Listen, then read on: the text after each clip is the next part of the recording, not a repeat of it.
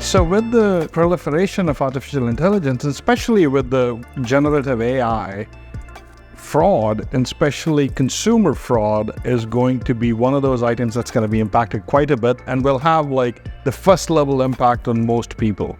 So there's two key threats to keep in mind, which are emerging. One is deepfakes, which is essentially a manipulated audio, video, or an image, which can be used to represent somebody that you're not, or represent a person that doesn't even exist. So basically using artificial intelligence to create a fake, a deep fake, so to speak, to do that. And the second is more around synthetic identities. These are a really interesting concept where you're taking an identity, existing partially correct information, and creating a synthetic identity which could be either created through fake information and partly correct information. And obviously the purpose of it being is you have a new identity which is synthetic, i.e. fake, and can be used as any regular identity can to access things, open up bank accounts, apply for loans, etc.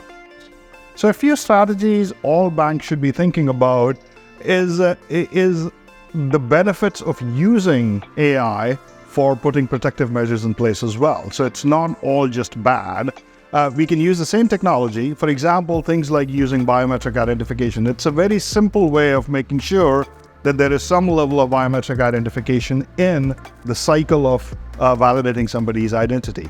Second thing is to use things like digital signing. High assurance digital signing, which is backed up by a validated identity, is a pretty strong capability to be able to make sure that the identity that is being used to sign the said document, open the said account, is in fact validated by a high assurance method, which could be using your, for example, your passports, your documents that you used for graduating from college, your driver's license.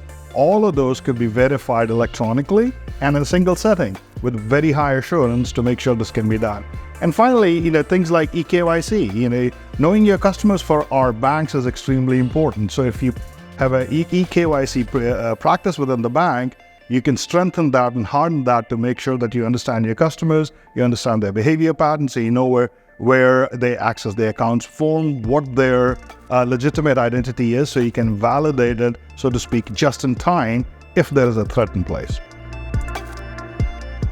With the emergence of the threats that generative AI and the broader AI continuum brings to the enterprises, organizations can also use AI to combat some of these. Things like making sure your culture adapts artificial intelligence as well as generative AI as both a threat as well as how to benefit from artificial intelligence. So it's a strong cultural learning opportunity. Second, it should be embedded in all your trainings going forward. So people should know how these technologies are used, how to detect and identify deep fakes as well as synthetic identities.